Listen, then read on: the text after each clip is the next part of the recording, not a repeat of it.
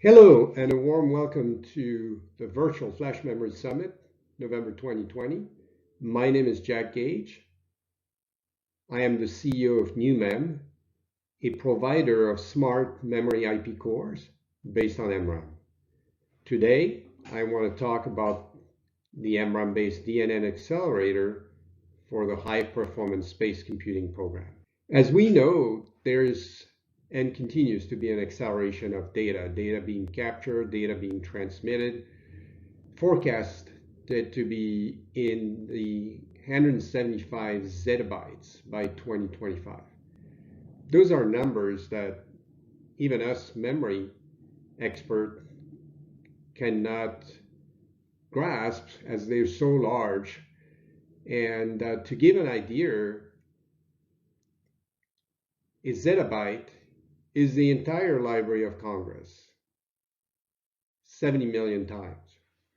So 175 zettabytes represents no less than 12,500,000 times the entire Library of Congress. As such, the model, which is very convenient and very efficient to pipe all the data up to the cloud and then do all the processing there as a unified process, is no longer practical. Why? It just takes a very large amount of bandwidth. And if you imagine here a space application, that's the acid test.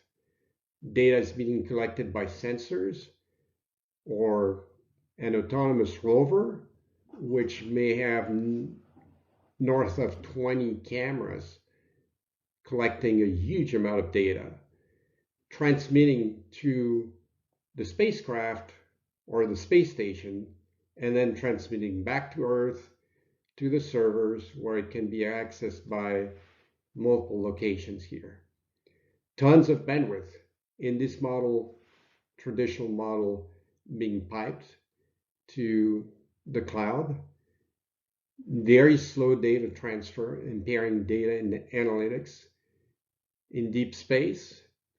That communication from the spacecraft to Earth may take over 20 minutes. It creates delayed action and decision. God forbid you would be on a spacewalk in a difficult spot, needing to get some analytics being done, and you have to wait there for 20 minutes until you get a response. Definitely not practical.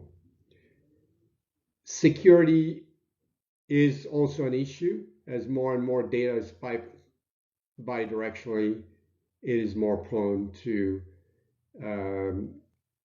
cyber attacks or security attacks.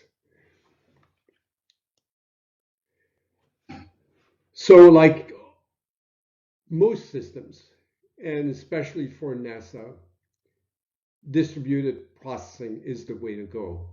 Where now at the sensor or the rover, whatever equipment, intelligence would be built in, and then more intelligence would be built in the spacecraft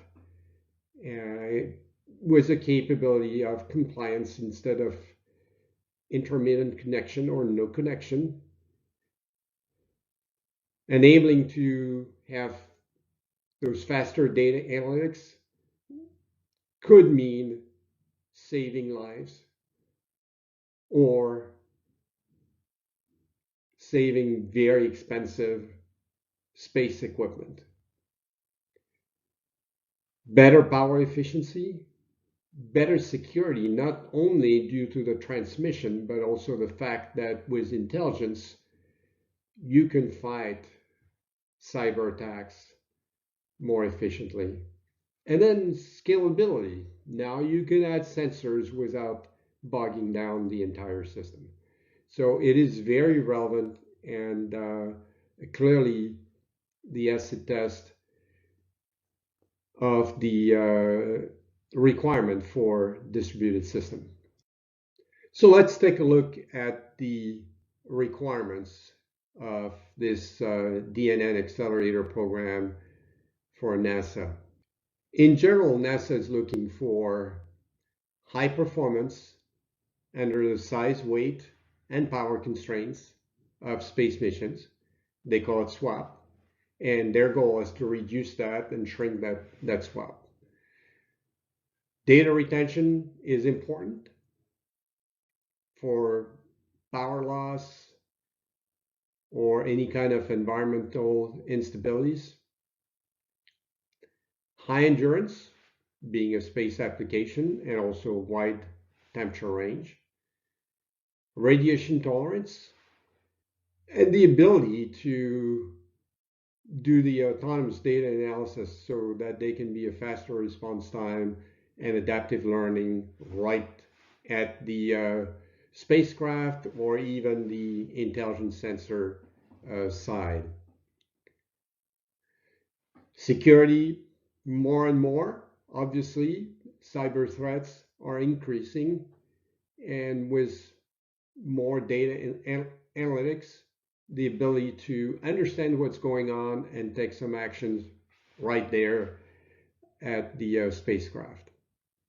So some of those applications, we talked about intelligent sensors, the self-driving rover, definitely unit which is somewhat comparable to self-driving cars, albeit with a different environment. There's obviously not as many rovers on the moon or Mars than there is cars here. So slightly different requirements, but the same need for capturing and processing a lot of data. Deep space with or without human. All kinds of monitoring. Wearables for astronauts. And we talked about cybersecurity. So let's look at those requirements in terms of the project, this MRAM-based DNN Accelerator. And what does MRAM's role to achieve those goals? One, in terms of power, MRAM provides lower power solutions. They're much lower standby power, in excess of 20x lower standby power. And they're also smaller.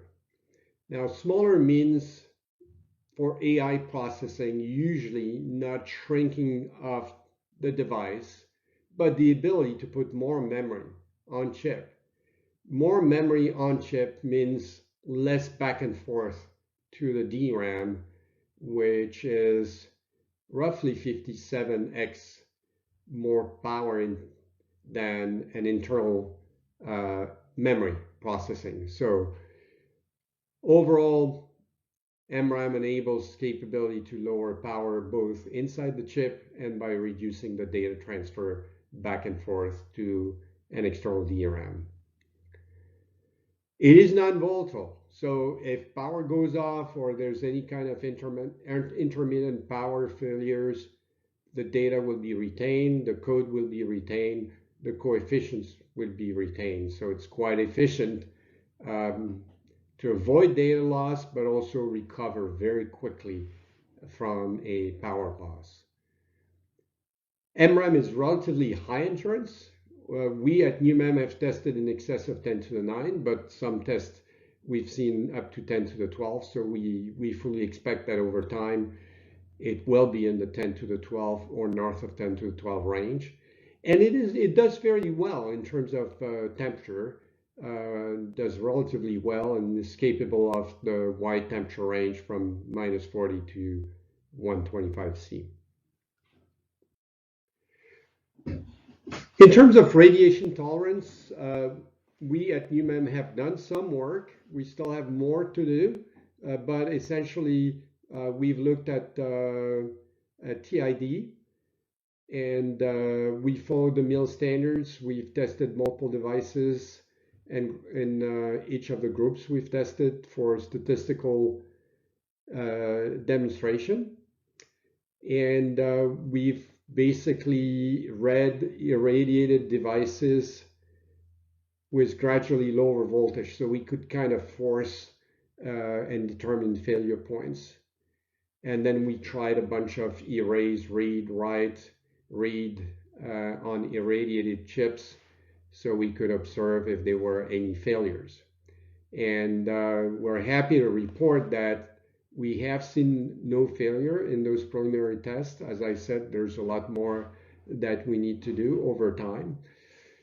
And if we look in general, tests have been done, multiple studies have been done on MRAM, and MRAM behaves, being a non-transistor based memory, behaves a lot better than SRAM or eFlash overall, and it varies. You know, you can see for TID, total ionizing dose, it does actually the worst case is embedded flash, whereas for single event, SRAM is the worst case. But in both cases, usually MRAM does quite well. So this is one of the interests of space application programs using MRAM because of its inherently higher radiation tolerance. So let's look at the MRAM scalable solution for DNN Accelerator that Numem is proposing. It is based on a scalable DNN accelerator developed by a Numem partner using what they call RPP, which is a reprogrammable processor. That solution can scale from 1 to 32 processing elements, each processing element having 32 ALUs, for a total per chip of 1024 ALUs, enabling very efficient processing of things like matrix multiplication, convolution. For higher performance, those chips can be daisy chains. So for example, using 4 chips, 128 TOPS could be achieved. The memory architecture is based on MRAM, and we'll see it in the diagram on the next slide, but basically, in order to take advantage of MRAM and where it fits the best, the memory architecture is split between a high-speed video streaming based on SRAM and a lower power, smaller area footprint memory for weight coefficient based on NuRAM. Between those two, because the MRAM is functioning at especially on the right, at a different speed, there is a flow control to adjust the flow of data between the rest of the system and the MRAM memory. So if we look at that on a diagram here, you can see that the memory is split between the high-speed data stream, SRAM, and the coefficient memory. So here we're representing that the coefficient memory relatively shrinking, but and by a factor of say 2.5 to 3.5x. But actually, what most of our customers are doing in those kind of application is use the same space available to put more memory on chip, so that the DDR access, which is shown on the left side, is reduced. And in one of the applications, we've seen reduction of DDR access from 32 gigabytes per second down to 0.7 gigabytes per second. And that saves a tremendous amount of power, as I mentioned earlier, since DDR access about 57 times higher than internal memory. The flow control enables to regulate the traffic of data going into the MRAM. And the MRAM is usually pretty fast on the read. So on the read times, especially by using the customization that we provide, we can go into large word sizes and ability to use parallel banking or pipelining. And so on the read side, usually we can pretty much be at speed into the processing element. And this is one thing we've noticed, even though those are coefficient. And the write is actually nicely for MRAM relatively slow. The read needs to be fairly high performance to be able to get all the coefficient into the network very rapidly. And so that is all processed by the processing engines, which, as I said, is scalable from 1 to 32. The benefit is not only the reduction in power by going out to by reducing the DRAM access, but also the memory itself is much lower power. So we're talking about 20x, a large amount of that memory is actually idle. And on standby, we're talking about less than 20x. If you take a mode equivalent to the SRAM in retention mode versus MRAM, then you could be talking about a 50x reduction in power. And as discussed earlier, it has the benefit also of this radiation hardness, which is obviously critical for NASA and space applications. Now let's take a look at the software for this DNN accelerator.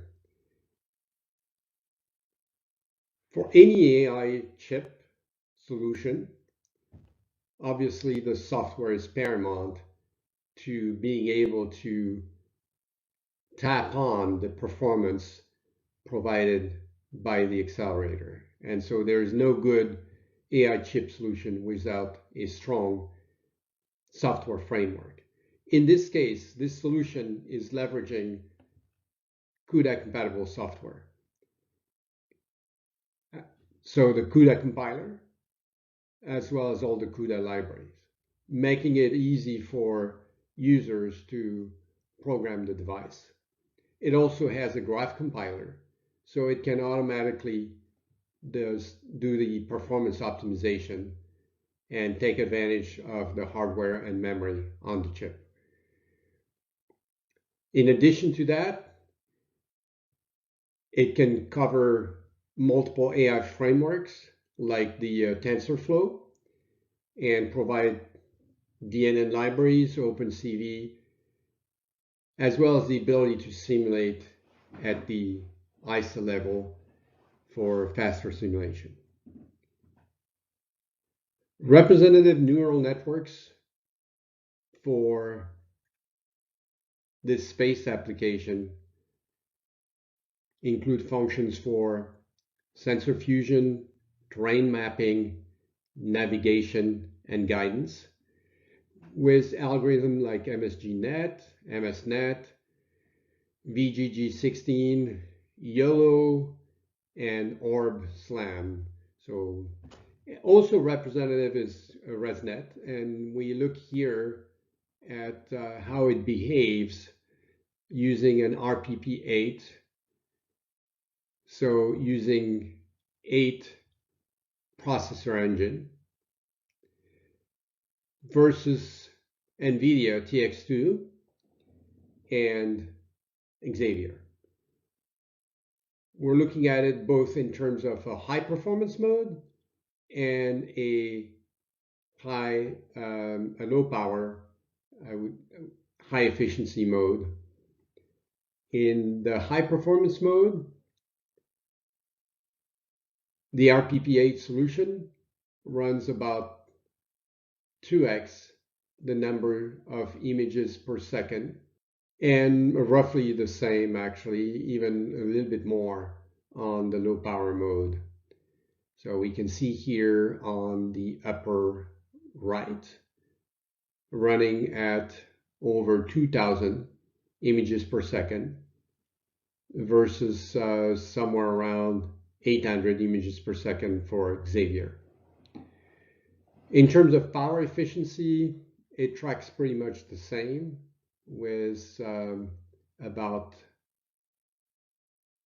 50 images per watt per second using Xavier, and close to 100 images per watt per second using RPP8 in the high performance mode. And then we can see part of the graph here is actually showing higher advantages at the lower power, as we've seen above. So overall, the MRAM DNN Accelerator proposed by Numem provides a scalable solution in conjunction with the Numem partner to address a wide range of applications, from low power to high performance spacecraft applications. It comes with a comprehensive software suite for ease of programming and tapping on the capabilities of the hardware. It provides a path forward to this shrinking size, weight, and power under space constraints, which is a target and focus of NASA. It enables data retention, which is of high importance for intermittent communications or potential power failures, high endurance, and capability for a wide temperature range, so that both spacecrafts and the sensors can have more and more autonomy and be able to make decisions on the fly, as opposed to waiting for the back and forth between Earth and space. The radiation tolerance is promising, and the testing that's been done by Numem, as well as other companies, provide a very positive outlook for radiation tolerance due to the fact that MRAM is a non-transistor based storage element. More work needs to be done in that area, and will be done over time. Finally, MRAM is significantly smaller in size and lower power than SRAM when used in the appropriate applications, like we've demonstrated here with a partitioning of the memory using SRAM for high-speed streaming data and MRAM for weight coefficient. All of this is now supported by multiple foundries. All of them have put significant efforts over multiple years to bring MRAM process to production, and available now in production at different process nodes. And we can see over time the amount of process nodes expanding, already in development and expected to be in production in the near future.